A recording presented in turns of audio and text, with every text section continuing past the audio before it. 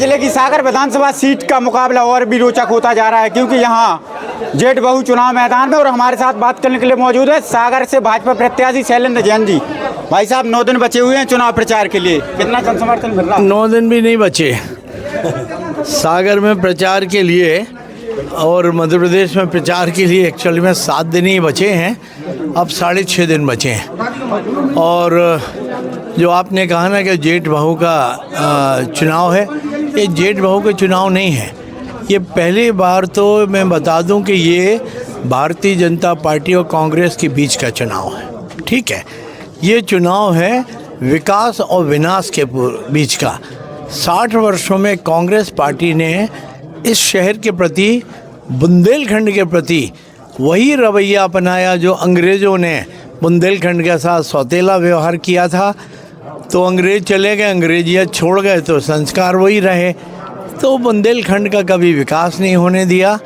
मैं तो धन्यवाद देता हूं भारतीय जनता पार्टी का, हमारी सम्मानीय नेत्री, हमारे सम्मानीय उमा दीदी का, शिवराज भैया का, जिन्होंने बुंदेलखंड के विकास के लिए योजनाएं बनाई, बुंदेलखंड विकास प्राधिकरण बनाया, सागर को स्मार्ट सिटी का दर्जा दिया। ये तमाम कार्य 60 वर्षों में भी किए जा सकते थे, कांग्रेस पार्टी कर सकती थी। लेकिन कांग्रेस पार्टी का उद्देश्य सिर्फ लोगों को वोट बैंक के रूप में बना के रख के और उनसे चुनाव के समय वोट लेना, और बाकी समय वह या भोपाल में पाए जाते हैं या दिल्ली में पाए जाते हैं। मैं समझता हूं कि लोगों के लिए कोई भ्रम की स्थिति नहीं है। लोगों के मन मस्तिष्क में ध्येय निश्चित है, और ज़रूर हम सब लोग एक प्रचंड बहुमत के साथ जीत की ओर कांग्रेस ने आरोप लगाया है कि जो है नगर विधायक ने 15 सालों में सागर को बर्बाद कर दिया। बिल्कुल सही कहा, सही कह रहे हैं वो।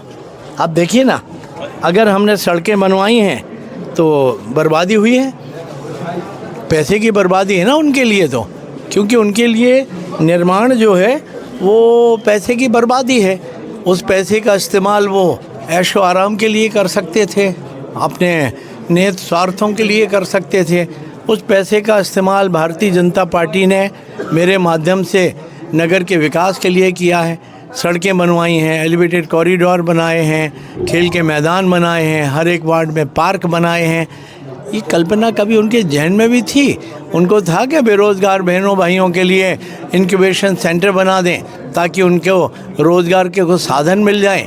कभी उनके जहन में रही आई कि सागर शहर में भी इतनी बड़ी संभावनाएं, लोगों की आवश्यकताएं इतनी हैं, लेकिन 60 सालों में सिवाय पैसे का दुरुपयोग करने के।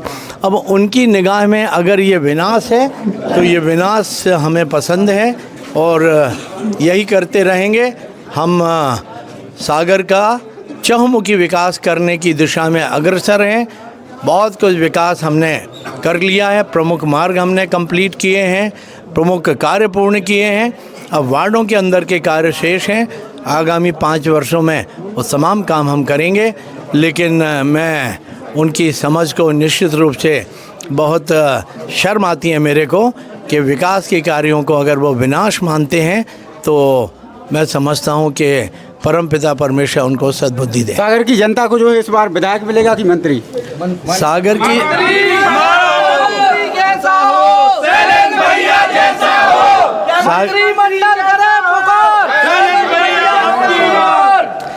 सागर की जनता विधायक चुनेगी, और भारतीय जनता पार्टी परिवार जो है वो उनके आशीर्वाद से और परमपिता परमेश्वर के आशीर्वाद से सागर को मंत्री प्राप्त होगा। बात करने के लिए धन्यवाद। बहुत बहुत धन्यवाद। ये थे शैलेंद्र जैन जी, जिनका साफ तौर पे कहना है कि सागर की जनता जो है विधायक चुनेगी, उसके बाद पार्टी का निर्णय होगा। परशुराम साहू, सागर 24 न्यूज़, सागर।